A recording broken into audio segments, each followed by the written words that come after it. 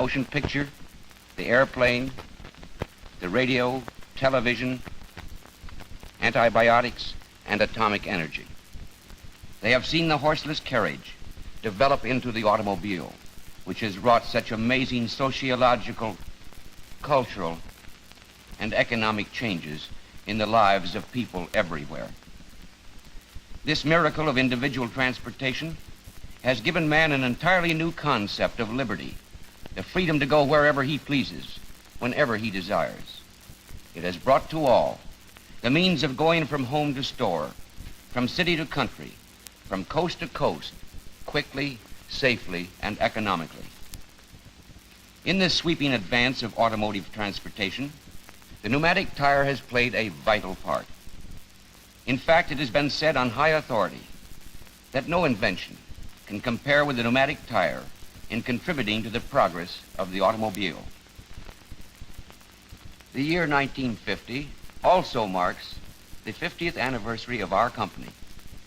In Akron, Ohio, on August 3rd, 1900, my father founded the Firestone Tire and Rubber Company.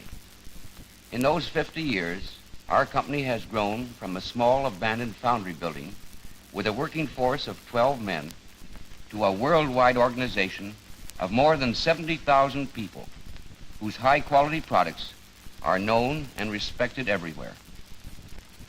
From the Firestone organization have come many developments that have made transportation history. These include the first mechanically fastened straight-side tire, which was the forerunner of the type now in universal use. The first commercial demountable rim, which has now become the demountable wheel. The first rubber non-skid tread, which is now a safety feature of all pneumatic tires. The first practical pneumatic tractor tire, which led to putting the farm on rubber. And the first balloon or low-pressure tire, which has now been developed into the present-day super balloon. Our company was the first to use racing tire construction principles in regular production tires. The first to manufacture synthetic rubber tires for airplanes and passenger cars. And the first to establish one-stop service stations, where car owners could get, in one place, all of the products and services needed to keep their cars in safe driving condition.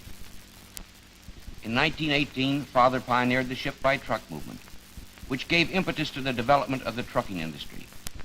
He was a leader in the Good Roads movement, which led to the construction of our nationwide system of highways. He waged successful battles against tire and rim monopolies in the United States.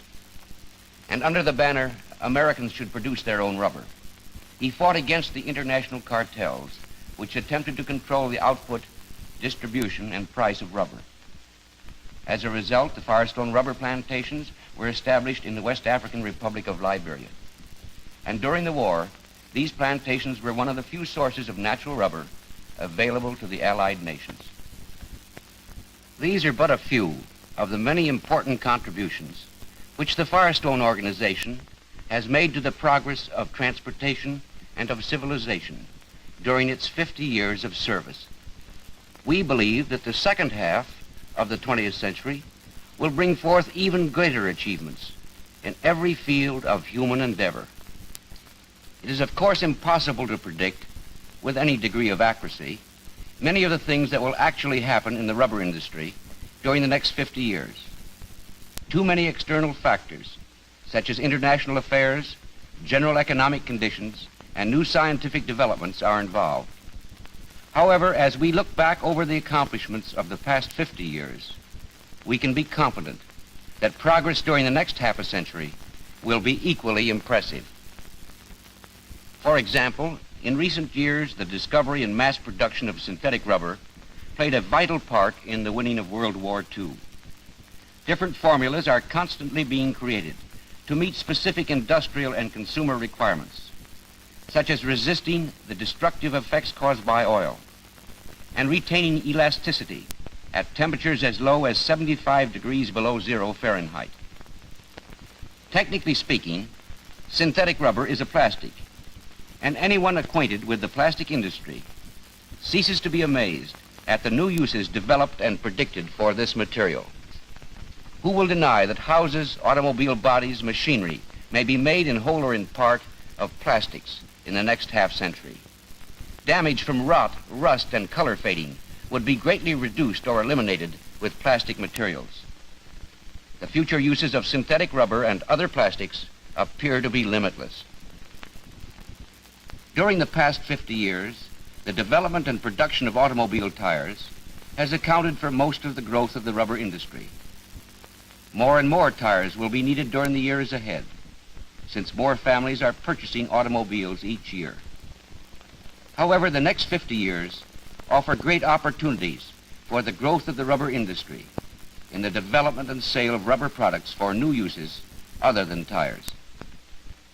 New applications of rubber to insulate machinery and equipment from vibration and to absorb shocks indicate the prospect of a much enlarged market in this field. The next 50 years may bring rubber roads that will be more durable and less costly to maintain. Perhaps such road constructions will free substantial highway funds and help to finance much needed nationwide modernization programs for city streets and state and federal highways. In the future, foamed rubber may replace the coil spring in automobile seats, furniture, and mattresses.